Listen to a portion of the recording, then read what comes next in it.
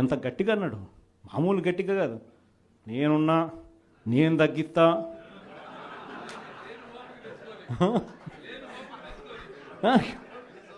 మాటలన్నీ కూడా మామూలు మాటలు కాదు. తీరా వచ్చిన తర్వాత 6 నెలలు తిరక్కమునిపే 15,000 కోట్ల రూపాయలు బాధుడు ఉట్టి కరెంటు మీద. సో దీన్ని క్వశ్చన్ చేస్తూ 27వ తారీఖున జనవరి 3వ తారీఖున ఫీజు రీయింబర్స్మెంట్ అందక పిల్లలు ఇబ్బందులు పడతా ఉన్న పరిస్థితులు.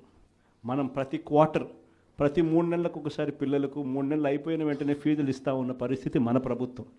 విద్యా దీవెన, వసతి దీవెన క్వార్టర్ అయిపోయిన వెంటనే, 3 నెలలు అయిపోయిన వెంటనే 4వ నెల వెరిఫై చేసి 5వ నెలలో పిల్లల తల్లుల చేతుల్లో డబ్బులు పెట్టి పిల్లలకు విద్యా దీవెన, వసతి దీవెన కింద పూర్తి ఫీజు రీయింబర్స్మెంట్ మనం ఇస్తూ ఉంటే, ఈరోజు ఈ జనవరి వచ్చేసరికి 4 త్రైమాసికాలు, ప్రతి త్రైమాసికం తర్వాత ఇస్తూ ఉన్న మన పాలన 4 త్రైమాసికాలు అయినా కూడా పట్టించుకొని చంద్రబాబు పాలన.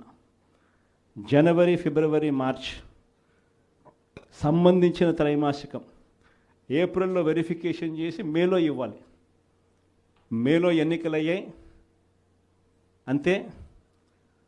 జూన్ వచ్చాడు, జూన్ 4వ తారీఖు, అంతే. ఆడ నుంచి స్టార్ట్ అయింది.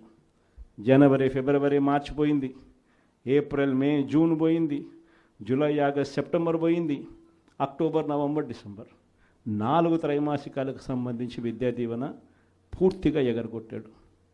వసతి దీవెన కింద ప్రతి ఏప్రిల్లో మనం ఖచ్చితంగా క్రమం తప్పకుండా పిల్లలకు బోర్డింగ్ అండ్ లాడ్జింగ్ ఖర్చుల కోసం ఇస్తూ ఉంటుంది. ఈరోజు చంద్రబాబు నాయుడు ప్రభుత్వం